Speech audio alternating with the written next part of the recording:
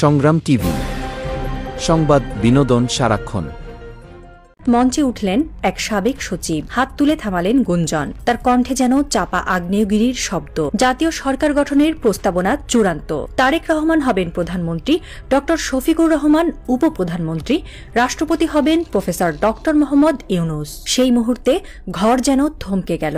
জাতীয় সরকার গঠনের এই প্রস্তাব কি নিছকই চিন্তাভাবনা, নাকি ইতিমধ্যেই ভাগ হয়ে গেছে কে কোথায় থাকবে? সূত্র বলছে পুরো কাঠামো সাজানো হয়েছে অনুপাতে। বিএনপি ২৫%, জামাত ২০%, এনসিপি ১৫%, ইসলামী আন্দোলন ৫%, বিশেষ গুরুত্বপূর্ণ ব্যক্তি ১০%, বাকি দলসমূহ ২৫%। মজার ব্যাপার হল কারো মন্ত্রী হওয়ার সুযোগ নেই।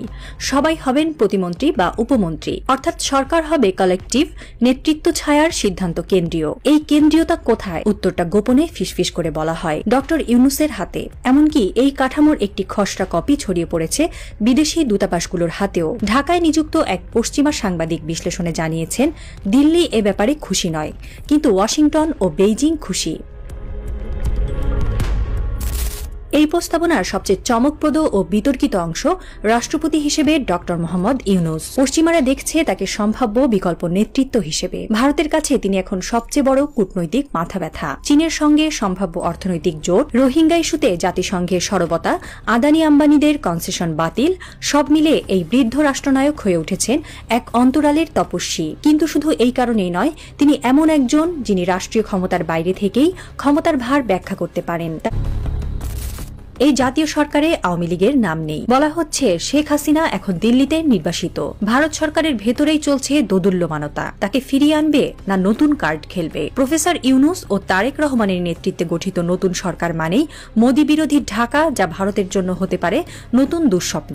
এখানে প্রশ্ন উঠছে, জাতীয় সরকার কি কেবল রাজনৈতিক রদবদল, নাকি দীর্ঘমেয়াদী ভৌগোলিক পালাবদল? যদি শেখ হাসিনাকে ফেরত আনা হয়, তবে তিনি থাকবেন কোন ভূমিকায়? রাষ্ট্রপতির অধীনে সাবেক প্রধানমন্ত্রী কি তার জন্য গ্রহণযোগ্য, নাকি ভারত তাকে ব্যবহার করে এই অভ্যন্তরীণ শীতল যুদ্ধে একটি চাল হিসেবে রাখবে? নাগরিকদের সবচেয়ে বড় প্রশ্ন, এই জাতীয় সরকার কদিনের? নির্বাচন কবে হবে, নাকি এটিই হবে নতুন একচেটিয়া চুক্তিপত্র? প্রস্তাবিত নকশা অনুযায়ী রাষ্ট্রপতি, উপরাষ্ট্রপতি ও উপপ্রধানমন্ত্রীর মধ্যে ভাগ হবে ক্ষমতা। প্রধানমন্ত্রী থাকবেন ছায়ার মতো একজন প্রতিনিধি মাত্র, যিনি বাস্তব সিদ্ধান্তে অংশ নিতে পারবেন না। এর অর্থ গণতন্ত্রের নামেই গোপন প্রশাসন, প্রতিনিধিত্বের আড়ালে অভিভাবকতন্ত্র। দিল্লি ও লন্ডনের রাজনৈতিক পর্যবেক্ষকরা বলছেন, বাংলাদেশ এখন মায়ানমার মডেল ও নেপাল মডেলের মাঝে দুলছে।